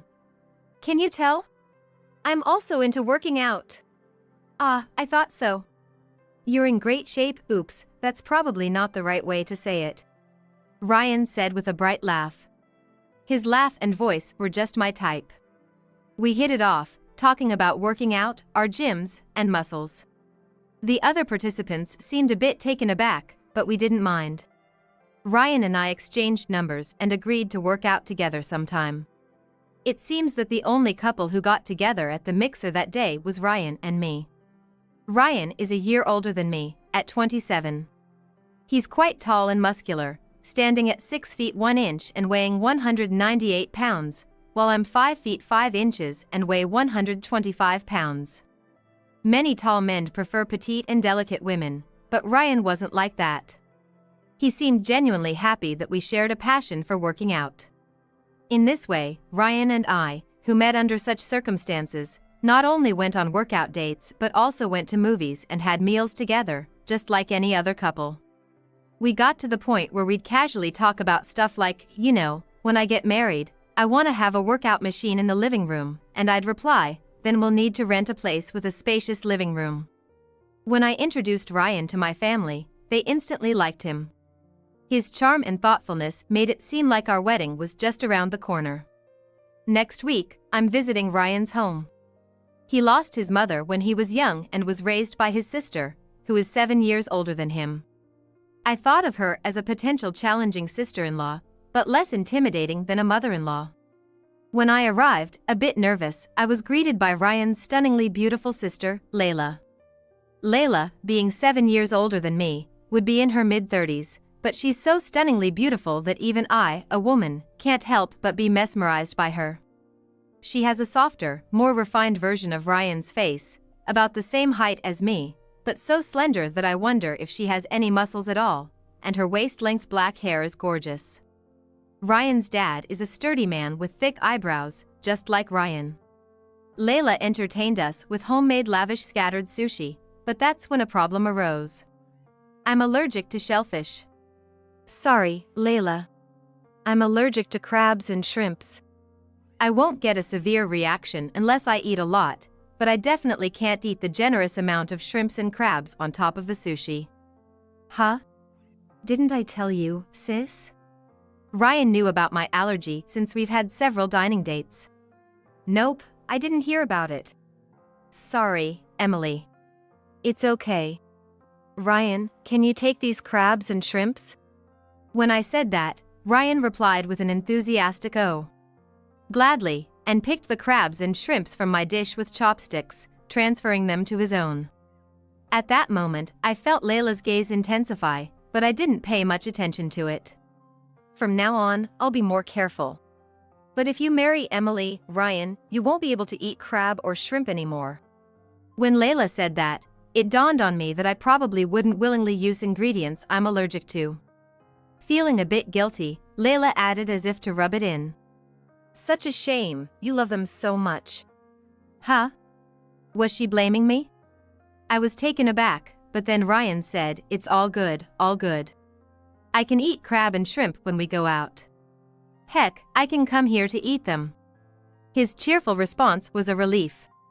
While I was excusing myself, Layla kept saying things like Ryan has loved crab and shrimp since he was a kid, and as long as I'm here to make them, I'll make a lot for you, which made me realize that I wasn't exactly welcomed. Moreover, as we were leaving and Ryan headed to the front door, Layla followed, saying even after you get married, you're always welcome here, really. Maybe she thought I was taking him away from her. Ryan. I don't think your sister thinks very highly of me. I had no idea you loved crab and shrimp so much. As I said this dejectedly, Ryan comforted me. Well, yeah, I like crab and shrimp, but you don't need to worry about my sister too much. She's a bit overprotective, you know. She's been saying that cooking for me is her life ever since our mom passed away. I wondered if that was just a mild case of overprotectiveness. After all, she had been like a mother to him since they lost their mom, so maybe she was a supercharged version of a mother-in-law. But Layla has this really handsome boyfriend. He's beyond movie star handsome, the kind that makes almost any woman's heart flutter. Not that I find him all that great. Her boyfriend, Hendrik, is 33 and runs a nightclub.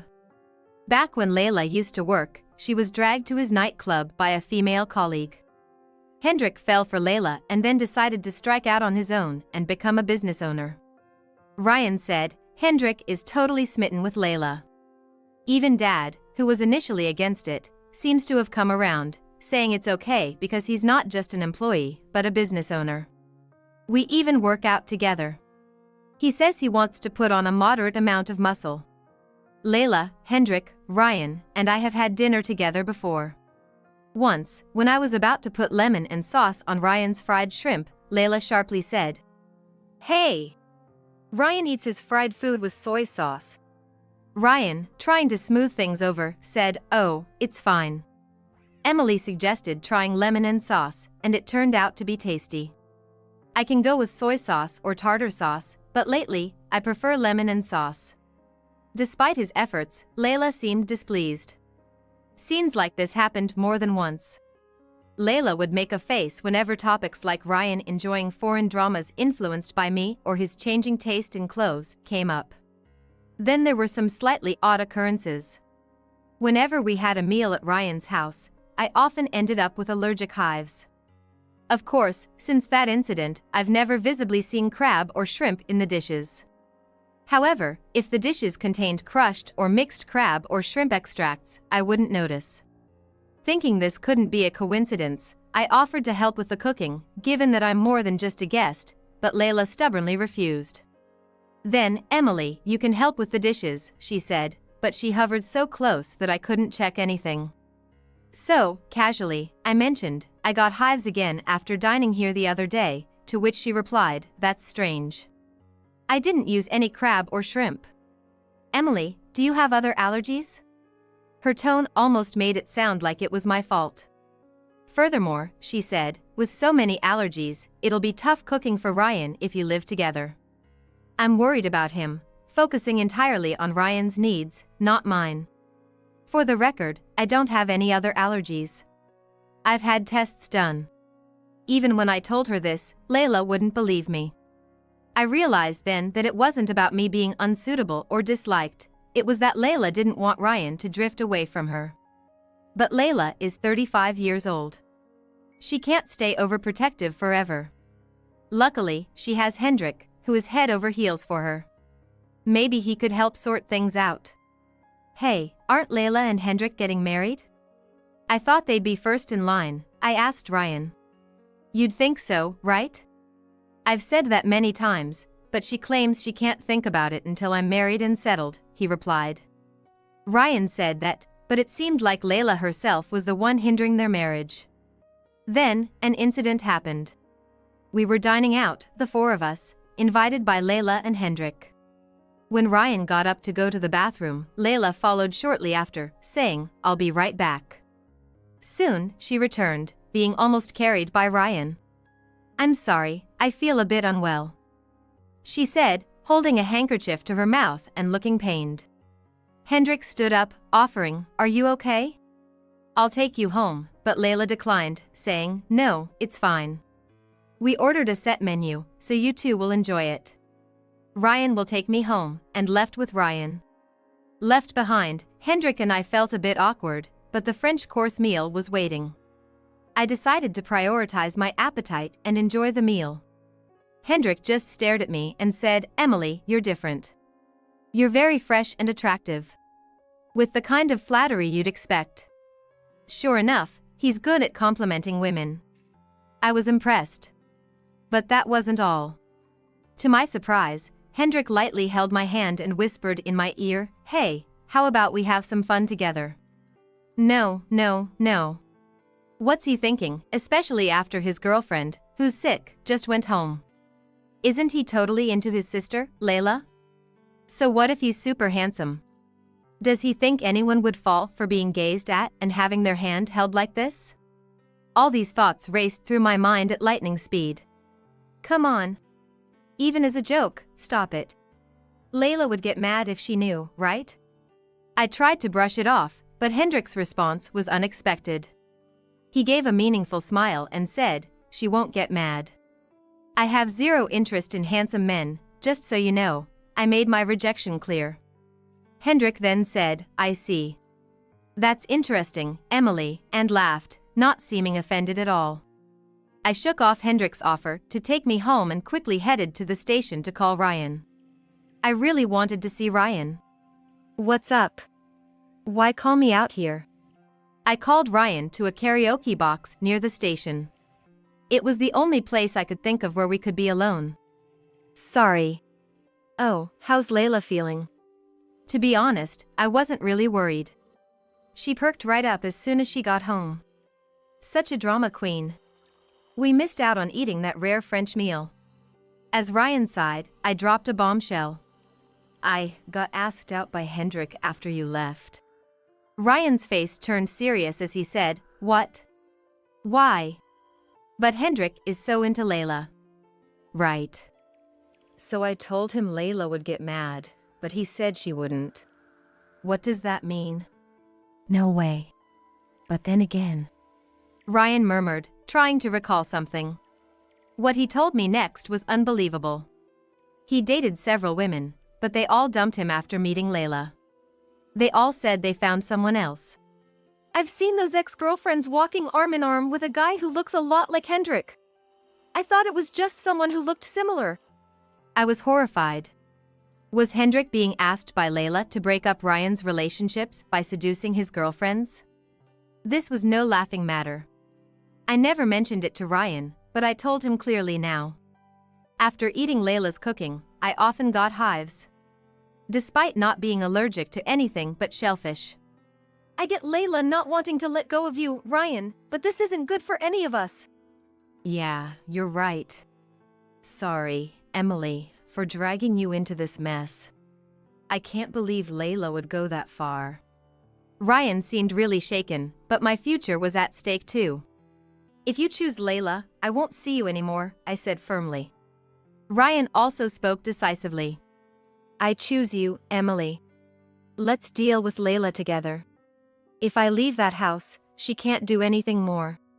And he added, feelingly, I'm just glad you're not into handsome men. I thought it was all my fault I kept getting dumped. I felt sorry for him but couldn't help smiling a little. This strengthened our bond, and we started planning for marriage. After that day, I stopped visiting Ryan's house. I was making smooth progress with the wedding preparations, but it's not like I wasn't nervous. Just a quick search online and you'll find tons of horror stories about things going wrong at weddings and receptions. It's unlikely, but better safe than sorry. I asked the planner, do problems often happen on the wedding day? And she quickly picked up on my anxiety, asking, is there something you're worried about? So, I was able to open up and discuss my concerns. Finally, the day of the wedding arrived. Hoping that everything would go smoothly, I entered the dressing room only to be met with a shocking sight. There was Ryan's sister, tearing a wedding dress to shreds with a large cutter knife. Trampled accessories lay scattered at her feet. I had anticipated some interference, like spilling water or coffee on the dress. But cutting it with a cutter? I hadn't expected that. It's all ruined now, she said with a smile on her beautiful face. But you do know that's all rented, right? Of course, it is. Unless you're incredibly wealthy, you don't custom make wedding dresses. Her beautiful smile twisted slightly. What? But you can't have a wedding without a dress. Well, I anticipated something like this and had reserved 2 dresses. I preferred the other dress, but it can't be helped, I said as calmly as I could. Then Ryan knocked and entered the dressing room. He grasped the situation immediately and stammered, Sister, what have you done? The planner with us said, those dresses and accessories belong to our venue. Should I report this as property damage? I'll pay for everything. I don't want to make a criminal out of a family member on my wedding day, Ryan said.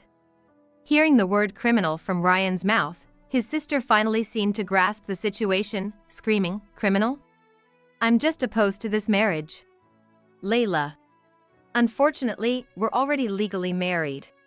Even if we cancel today's ceremony, we are still husband and wife. Hearing this, his sister froze, then collapsed, muttering, no.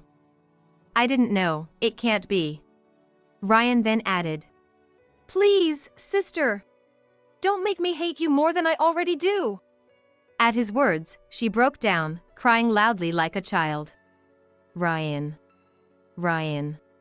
While his sister continued crying, Ryan escorted her out of the room, and I hurriedly finished my makeup and put on the spare dress. By then, my family and Ryan's father had arrived at the venue. Hendrik also showed up, saying, she really did it. I wondered why he hadn't stopped her if he saw it coming, but then again, he was part of the scheme, so of course, he wouldn't. Well, nobody could have stopped her anyway.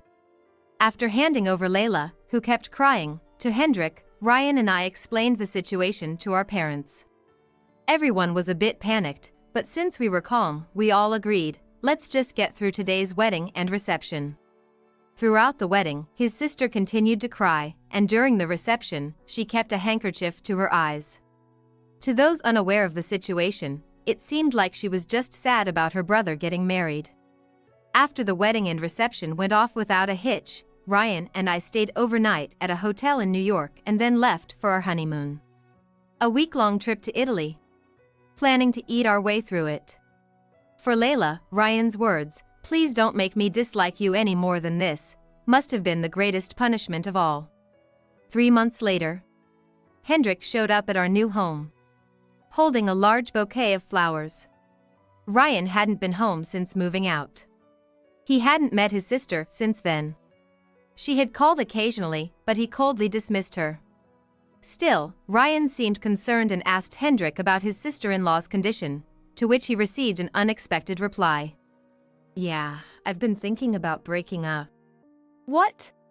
Hendrik was so deeply in love that he did such a thing at her request? As I was surprised, he said, she's become like an empty shell since then. She's not the girl I fell for anymore. I loved how she was so passionate and tried hard for Ryan. It was a somewhat understandable yet confusing reason. But I wanted Hendrik to stay by her side. If he didn't, who knows when she might cause us trouble again. So, why don't you get married and have kids? If a boy who looks like Ryan is born, she'll probably get obsessed and try hard again. I admit, I can be quite a nasty woman. Totally calculating. But I absolutely want to protect my current life. Because right now, I'm pregnant, and if the child born resembles Ryan, I can't shake off this anxiety. Hendrik, surprisingly upbeat, responded to my rash suggestion. Oh. I hadn't thought of that. I've never considered marriage before, but I'll think about it. Thanks. And just like that, a month later, they registered their marriage. His enthusiasm and decisiveness are extraordinary. The boy who came to Ryan and me looked just like me. Maybe Layla won't pay him any mind, I thought. I never liked kids much, but my own child is exceptionally cute. Now I can somewhat understand why his sister was so fixated on Ryan. Emily, don't become like my sister, Ryan said with a slightly sad and complex expression. As for his sister and her husband, they quickly got pregnant and had a baby as planned. The baby, born to a stunningly beautiful couple, Hendrik and Layla, wasn't a boy resembling Ryan but a precious little girl. Unexpectedly, it was Hendrik who became utterly smitten with his daughter. He sends us pictures of her, growing cuter by the day, without us asking. Their little angel, who just turned 1, is becoming more adorable. In contrast, our mischievous 2-year-old son is like a little monster, but that's what makes him so lovable. Hendrik often says things like, "I'm never letting her get married. If she gets a boyfriend, I'll do whatever it takes to drive him away." In a way, they're a couple cut from the same cloth. So, it seems like they constantly argue about their daughter, but frankly, it's none of my business. I do wonder why all the photos he sends are only of his daughter and not a family portrait, but again, that's not my concern. Because in 2 months, I'm due to give birth. Twins. And with a mischievous little monster already taking up so much of my time, I can't afford to worry about other families. We rented a spacious living room and installed a training machine, but now Ryan's the only one using it. I plan to use it to get rid of my post-pregnancy weight, but I often find it covered with laundry. Running around with kids requires strength and stamina. I'm glad I've been working out. If we have more kids, it might be dangerous. We should put away the machine and go to the gym together. But hey, even without the machine, we can still work out, said Ryan, doing squats while carrying our son on his back. I love Ryan for saying things like that. So I'm pretty sure I won't become like his sister. I want our children to experience the happiness of living with a wonderful partner, just like me. I'm giving you, a defective person who can't even have kids, a chance to gain parenting experience. Be grateful. My husband said astonishingly, walking out of the house cheerfully with Ashley. I sat there, disappointed in my husband who prioritized Ashley over me, his wife, listening to the sound of Ashley's kids wreaking havoc inside our home. Despite my husband's persistent preference for his ex-girlfriend, I had hoped and endured, believing he would eventually understand. But I had reached my limit and decided to contact someone. My name is Katie, 31 years old. I met my husband, Jack, through a matchmaking party and we've been married for 3 years. Working from home, I rarely had opportunities to meet new people and felt the pressure as my friends got married one after the other. Being an only child, I was also eager to give my parents grandchildren. That's why I chose to go to the party, where I met Jack, who shared my values. We married shortly after dating as he, too, felt the pressure of being unmarried. We had no problem staying together, so we got married soon after we met. I thought it was a good decision at the time. However, our inability to conceive soon became a source of distress. 2 years passed without a child, and Jack grew discontent, blaming me for our infertility. Yet, medical tests showed no issues on my part. Despite his harsh words, the test results gave me hope that together, we could overcome this. But Jack refused to visit the clinic with me, blaming me alone. Hey, don't you want a baby? Let's get checked together. I suggested even undergoing fertility treatments in my eagerness for a child. However, when it comes to children, I absolutely need his cooperation. I kept pleading with Jack to take this seriously. Why should I go to a clinic? It's your fault, you infertile woman. But my husband just made fun of me and refused to cooperate. And blaming me for our childlessness. Until now, even if my husband complained, I had hoped he was just anxious about not having kids. But his lack of understanding shocked me. Nonetheless, I continued to try to persuade him. I believed that someday he would understand one day. Then, Jack was transferred, and we moved in April. He wanted to live in his hometown, and since I could work from anywhere, I didn't object. Our new rented house, larger than the last. It allowed me a dedicated workspace, which delighted me. I thought I could concentrate on work. Close to his parents yet maintaining a healthy distance, our relationship with them was good. The place seemed more comfortable than I expected, so the new environment seemed promising. After organizing our belongings, we went shopping to get accustomed to our new life. As Jack showed me around, we walked around the store. I noticed some kids, likely siblings. They were running around the store so fast that I thought it was dangerous, but I was able to finish my shopping without incident. Exiting the store, I heard a woman calling Jack's name. She was pushing a stroller, a stranger to me, but Jack greeted her with a joyous smile. Ashley? It's been so long. Since high school. How've you been? I was surprised because my husband was so friendly. I thought they were friends, but not recalling her from his friends at our wedding. Curious, I asked Jack about her. You two seem close. A friend? Oh. She's my ex-girlfriend from high school, he said cheerfully, leaving me speechless. I couldn't have expected him to happily tell me, his wife, that she was his ex-girlfriend, and I was taken aback. Unaware of my shock, Ashley spoke to me. You're Jack's wife? I was his junior in high school and his ex-girlfriend. Surprised, I didn't know how to respond. Listening to their conversation, I learned Ashley had married right after high school, had kids. She is now a single mother, helped by her parents.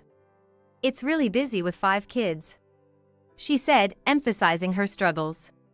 The children running around in the store were hers, I realized in astonishment. I thought she seemed like an insane person, but when she said that she had 5 children, I was surprised and looked at her. Ashley, with her heavy makeup and flashy, revealing clothes, didn't look like a mom at all, especially not one who just had kids. She still maintained her figure, which I had to admit was impressive. Hearing this, I realized she could mention her past with Jack so casually because it was just a memory for her. Then Jack said something outrageous. That's tough. Hey, we don't have kids and you're always welcome to come over and relax at our house. Really? That'd be a huge help with all my kids. Unbelievably, Jack suggested our home as a makeshift daycare.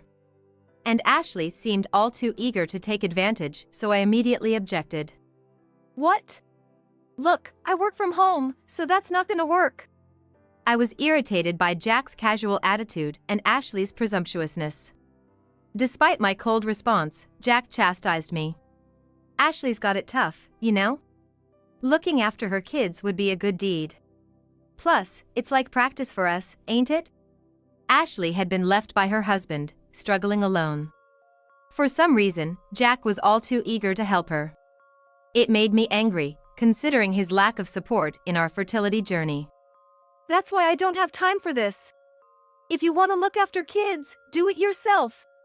Why should I, a complete stranger to her, sacrifice my time?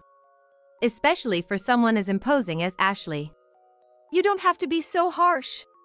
That's mean. Contrary to my natural objection, Ashley played the victim, tears in her eyes. What's with you, Katie? Ashley's doing her best alone, and you won't even help? Seeing Ashley like that, Jack scolded me, comforting her. Seeing this, I feared our new life, which I had been looking forward to, would become a nightmare. And true to form, Ashley started bringing her kids over without any hesitation. At first, I refused to let them in, turning them away at the doorstep. But the kids caused trouble outside, disturbing the neighbors. Apparently, Ashley hardly disciplined them, leaving them to run wild like animals. I managed to keep them out, knowing they'd wreak havoc inside. Yet, Jack, having heard from Ashley, blamed me for not letting them in, leading to a fight. I don't want strangers in the house. They'll just make a mess. Don't be so narrow-minded. That's just mean. Plus, wouldn't it be good for you to get some practice with kids?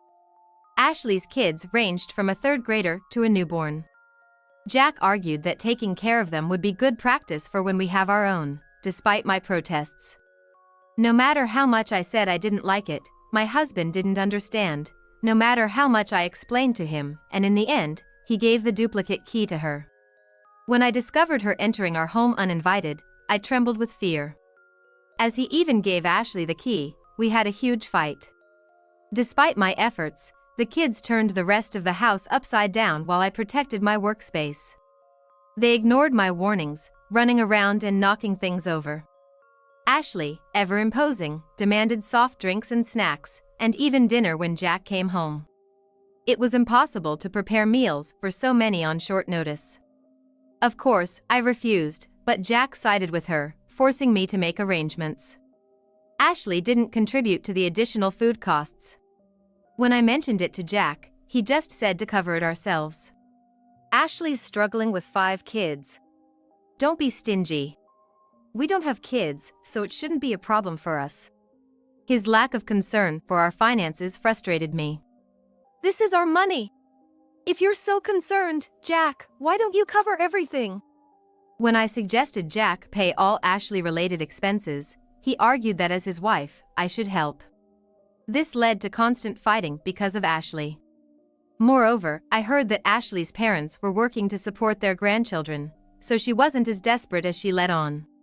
She showed little interest in her kids, barely responding when they talked to her. She focused on herself and neglected them. It was probably why her kids were not disciplined and so unruly. The eldest, not even 10, seemed to take care of the younger ones. It was annoying though, I felt sorry for the kids. But I had my own life to lead. I taught them basic rules for being in our house, which calmed things down a bit. But why should I, a total stranger, have to do all this? My work was disrupted, and the extra housework piled up, leaving me furious at Jack and Ashley. It got worse when school let out for summer and the kids started coming over every day. Ashley was here so often, I wondered if she even worked. They stay at home all day more than ever before, expecting lunch, too. I was at my wit's end. Jack was no help, and Ashley just played the victim. It seemed impossible to resolve anything through discussion. I didn't know what to do, so I started to worry. Then one day, Ashley came over again, expecting me to take care of her kids. I'm going on a trip for 3 days from today. Please look after my kids, she announced cheerily, carrying her suitcase. What? For 3 days? That's a problem. I was taken aback by her sudden request. Despite her parents being around, why was she leaving her kids with me? Well, the kids prefer being here. And while you're at it, please help them with their summer homework and make some memories, she said, completely disregarding my feelings.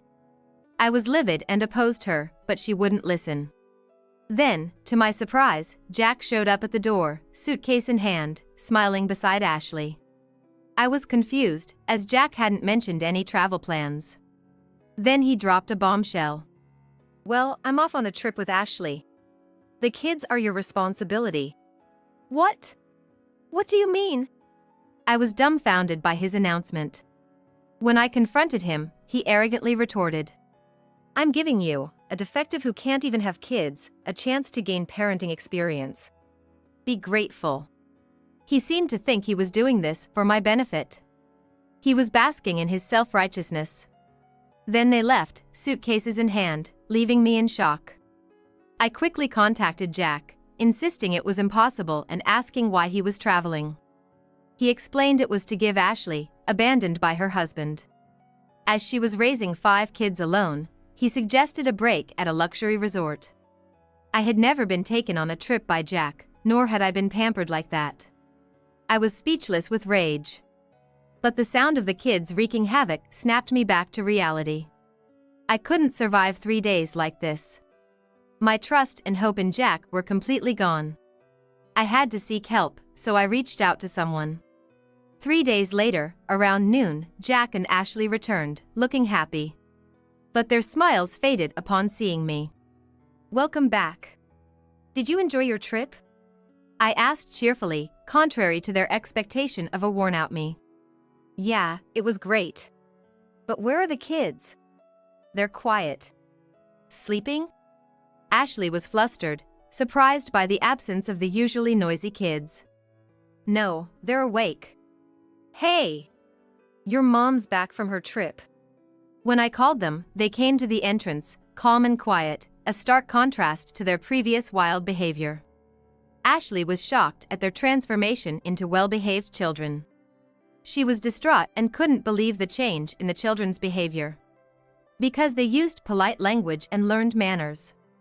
"Katie, thank you so much for everything." "Come on, Mom, make sure to thank her properly." After being told by her kids to apologize for their past behavior, Ashley became almost hysterical. "Why have my kids changed like this? What did you do?" She was upset by the change in her children, who had always been obedient and never defied her before. As she ranted, Jack and Ashley noticed someone emerging from behind the kids and turned pale. "Why are my brother and sister here?" Jack, never expecting family involvement, asked tremblingly, like a child caught misbehaving. "What are you doing not protecting your family? I heard about the situation from Katie and came to help. You're her husband and not helping your wife?" My brother-in-law and sister-in-law looked at Jack with a mix of disdain and anger. When Jack and Ashley left for their trip, I realized I couldn't handle all 5 kids alone, so I asked my sister-in-law for help. Knowing she was a childcare worker, I explained the situation and begged for her assistance. She, angered by Jack's actions, immediately came over to support me. Moreover, she informed my brother-in-law, who also came to help as he was off work. He's a middle school teacher and former athlete, so he's physically strong. It made the kids ecstatic to play with him. Both being experienced with children due to their jobs, they redisciplined the kids in 3 days, turning them into polite and well-mannered children. After hearing my story, they assured me they were on my side and ready to help, comforting me with smiles. I wished I had asked them for help sooner. "Why are you relying on my brother and sister? What are you doing? What have you done to my kids?" Both Jack and Ashley tried to blame me, but they were silenced by disapproving stares from my brother-in-law, sister-in-law, and even the kids. Jack, having always felt inferior to his more accomplished elder siblings, was visibly uneasy. My sister-in-law scolded him. "You're married and yet you're prioritizing an ex-girlfriend? And she cheated on you in high school, remember?" She knew Ashley from high school and disliked her for being a gossip and flattering boys. I was shocked to learn that Ashley's infidelity was the reason for their breakup. I'd thought they parted amicably or just drifted apart. I never expected that my husband would be on the side of the person who cheated on him. "As a man, I can't believe what you're doing," my brother-in-law added, further shrinking Jack. Frustrated, I handed Jack the contact number of a lawyer. "I can't do this anymore. Let's get divorced right away." "Divorce? Why?" Jack was shocked, not expecting this, and his reaction only fueled my anger. "Did you think I didn't know anything?" I showed him the evidence of his affair with Ashley. While they were on the trip, I searched Jack's belongings and computer. I'd suspected infidelity due to his favoritism towards Ashley, but never had proof until now. Therefore, when I took this opportunity to thoroughly investigate my husband's luggage and computer, I was able to easily find evidence of his affair. I found clear evidence, including their trip reservation details left on his computer. I even went to the resort they were staying at and photographed them in the act. I wore a hat and mask, and Jack, oblivious to my presence, was enjoying himself with Ashley, mocking me. It was clear he saw me as nothing more than a convenient housekeeper and source of money. I was filled with anger and sadness, wondering what all the time spent with Jack meant. As I laid out the evidence of his cheating, Jack gradually lost his ability to argue back. Realizing the proof of his infidelity and the cold stares from everyone but Ashley, he resignedly agreed a divorce. Ashley, sensing she was at a disadvantage, perhaps wanting to escape a space with her disliked sister-in-law, urged Jack to leave. "Let's get out of this family," Jack replied, trying to sound tough. "Yeah, I don't need Katie anyway." As they attempted to flee with the kids, but they were unable to do so. Ashley's parents appeared at the door. "What? Why are you two here?" Ashley was surprised, and the kids joyfully ran to their grandparents. Ashley's parents looked tired but angry at her. I had found their contact information while searching for evidence of the affair and had informed them of Ashley's actions and the trip with my husband. They apologized and agreed to help me. "You cheated again. You were divorced because of you, haven't you learned?" Ashley's mother slapped her in the face. Ashley's father, amidst the chaos, was guiding the children outside, shielding them from the situation. "What? An affair and divorce?"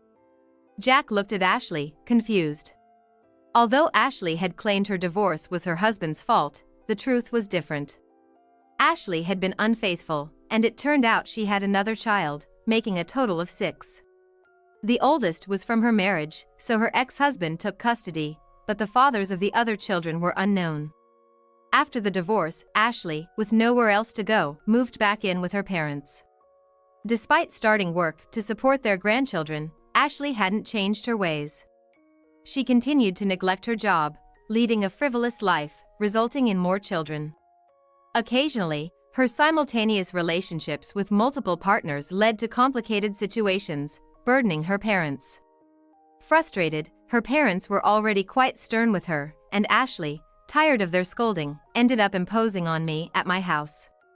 "What? You've been seeing other people besides me? And the youngest isn't mine." Jack, apparently unaware of this, was shocked. The interaction between Jack and Ashley on his computer had started with a message from Ashley a year ago, seeking help. She was abandoned by her husband and is living a difficult life. She portrayed herself as a victim, abandoned by her husband and struggling. I never understood what Jack saw in Ashley, but her acting skills were certainly persuasive. Deceived by her act and the allure of an old flame, Jack eagerly replied and even made arrangements to meet her. This had happened about 8 months ago, when Jack told me he was going away on a business trip. Later, when Ashley claimed her youngest child was Jack's, he became even more supportive of her. Jack's transfer appeared to be influenced by Ashley's proximity and his desire to be near his supposed child. With no children between us, Jack seemed willing to defend Ashley to be with his own child. However, the timing of Jack's encounter with Ashley and the child's birth did not match. The period between their meeting and the pregnancy was too short for the child to be Jack's. If Jack had taken pregnancy and child-rearing seriously, he would have realized this sooner. I was astounded by Jack's gullibility. Upon realizing he had no children with Ashley, Jack fell into despair and sat down, overwhelmed. He had always wanted children quickly and was deeply affected by this revelation. Despite everything being exposed, Ashley still insisted she was the victim, desperately asserting her innocence. "I'm the victim here. I just want to live a happy life, but because of the alimony, I can't do what I want." Her mother, unable to contain her anger, slapped Ashley, silencing her. The children, returning out of concern, calmly began to admonish their mother. "Mom, you're the one at fault. You need to apologize properly." Ashley, caught off guard by her children's words, flushed with anger but was further reprimanded by her parents and finally broke down crying. "Why do I have to suffer like this?" She left, dragged away by her parents, still in tears. The children, full of energy, thanked us for taking care of them and returned home. I was moved by their transformation and admired their growth. Waving goodbye to the well-mannered children, I smiled. My crying husband was taken back to his parents' home by my brother-in-law and sister-in-law.